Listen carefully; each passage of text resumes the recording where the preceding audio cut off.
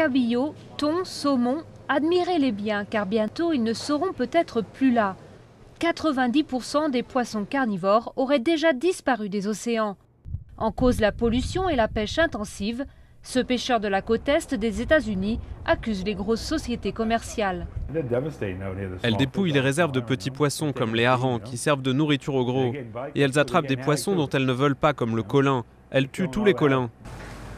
Après une chute historique des stocks en 1995, des associations de la côte est se sont battues pour instaurer des quotas. Certaines espèces comme le cabillaud commencent à revenir petit à petit. Un espoir, mais cet écologiste estime que le secteur doit être plus réglementé.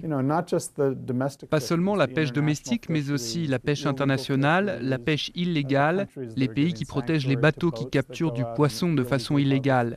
Ce genre d'activité cause du tort à tout le monde.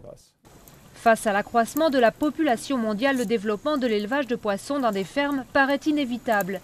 Aujourd'hui, la moitié de ce que l'on trouve dans nos assiettes provient déjà de l'aquaculture. Notre demande en produits marins dépasse largement ce que l'océan peut fournir. Donc la seule façon de produire plus, c'est par l'élevage, comme on le fait avec les animaux de ferme.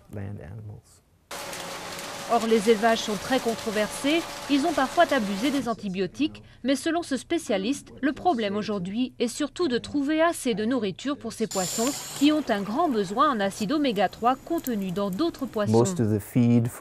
La nourriture de ces poissons d'élevage est composée principalement de petits poissons sauvages.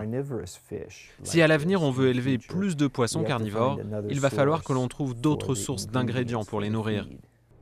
Trouver d'autres ingrédients ou bien élever des poissons herbivores, une alternative qui nous obligera inéluctablement à modifier nos goûts culinaires.